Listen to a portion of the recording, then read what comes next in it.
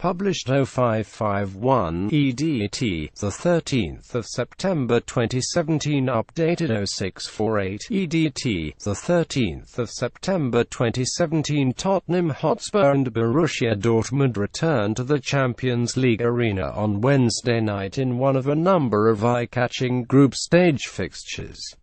With defending champions Real Madrid also in the group, this fixture at Wembley could prove crucial in deciding the outcome of the group. We take a look at the key factors where the match could be won and lost. Borussia Dortmund stars listen to coach Peter Bosz said as they train on the Wembley pitch. Harry Kane leads the way as Tottenham head out for the training session on Tuesday. Dortmund face injury crisis. Dortmund arrive in London as a depleted force, with 9 first-team squad members out through injury. They were already missing Julian Weigl ankle, Andre Schurrle thigh, Sebastian Rode knock, Marco Reus knee, Erik Durm hip and Raphael Guerreiro foot. Things were then exacerbated during the goalless Bundesliga draw at Freiburg on Saturday when captain Marcel Schm was taken off on a stretcher with ruptured ankle ligaments and Marc Bartra suffered a groin problem. And another blow came on Tuesday when Neven Subotic became ill and wasn't able to train under the Wembley floodlights on Tuesday evening. Our long-term injuries are well known and we have some short-term ones as well, Dortmund manager Peter Bosz said ruefully. Bosz said will be forced into reshuffling his pack and the thought of facing a weakened Dortmund team will certainly hearten Spurs. Marcel Schm's ruptured ankle ligaments during Dortmund's weekend game with Freiburg. Dortmund coach Peter Bosz said will have to shuffle his pack after an injury crisis this week. Spurs should exploit the leftside of the Dortmund defense with Schmelzer, Bartra, Durm and Guerreiro sidelined. Dortmund's back four will have a slightly makeshift appearance. While Łukasz Piszczek has been first choice at right-back this season and Sokratis will assume the captain's armband at centre-back, the left side of the defence is where Spurs should look to attack. Omar Toprak would not be considered the first-choice centre-back, while 18-year-old Dan Axel Zagadou, primarily a central defender but who will fill in at left-back here, is unproven at this level. So it will be interesting to see how Zagadou, a former PSG youth team player, will handle Serge Aurier, someone he'll know well from the French club, coming at him.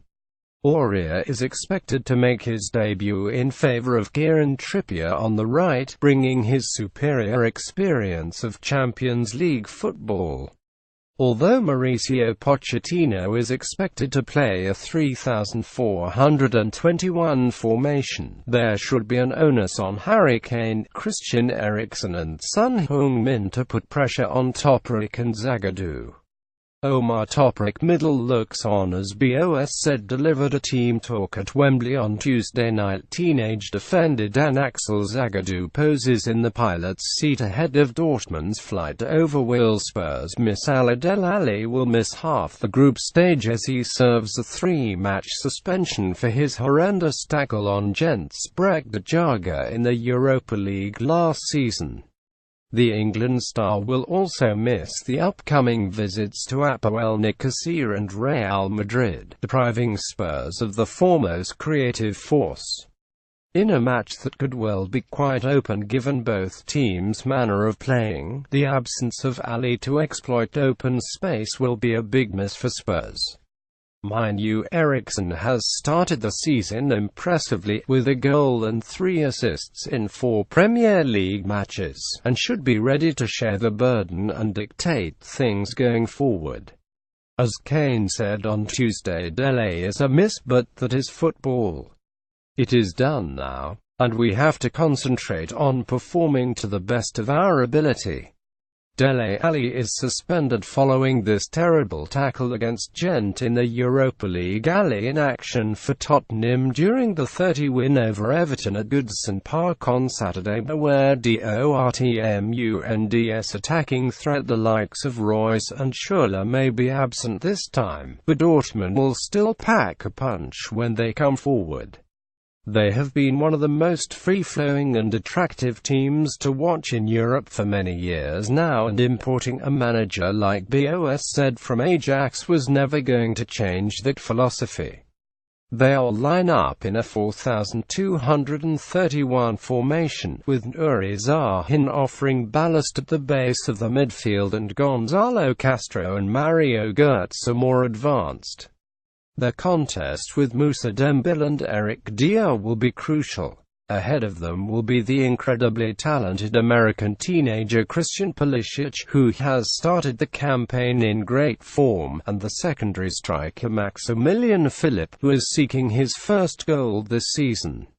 Leading the line will be Dortmund's most potent threat, the goal machine Pierre-Emerick Aubameyang. He already has 6 goals to his credit in 5 matches this season, having scored a remarkable 40 last term. This included 7 in 9 matches in last season's Champions League, where Aubameyang feels right at home. The large Wembley pitch will suit Dortmund, and their quick counter-attacking style and goals certainly haven't been a problem this season, despite drawing a blank in the latest outing of the weekend. Christian Pulisic left has started the season impressively for Borussia Dortmund. Pierre-Emerick Aubameyang has started the season in prolific form once again. Right time of the year for Cannes. Now that August has passed, Harry Kane has started scoring again, and that's fantastic news for Spurs. Having failed to find the net in August once again, Kane scored twice for England in the World Cup qualifier in Malta on September 1 and grabbed another 2 in Saturday's 30 win at Everton. With Alli absent, Kane will be expected to deliver, and, in fairness, his record in an admittedly limited Champions League career is a good one. At the tail end of last season's group stage, having missed half of it through injury, Kane scored in the matches against Monaco and CSKA Moscow. Harry Kane has started scoring again now August is over, including 2 goals at Everton. Fart about the Wembley hoodoo. Pochettino tried to downplay a question about Tottenham's worrying Wembley wobbles on the eve of the match. "I laugh a little bit because maybe it exists, the hoodoo." "No," said the Spurs manager. "It certainly did last season, when they lost at home to Bayer Leverkusen and Monaco in the Champions League, and could only draw with Gent in the Europa League. A 31 win over CSKA Moscow in the Champions League came only after they'd been eliminated from the competition." This season, with Wembley their home during the White Hart Lane renovations, Spurs have so far lost to Chelsea and drawn with Burnley, having been second away from a win. There's probably nothing in it, but people will continue to talk about the Wembley hoodoo until they win a meaningful game there. A downcast Dele Alli following Tottenham's defeat to Bayer Leverkusen at Wembley last season.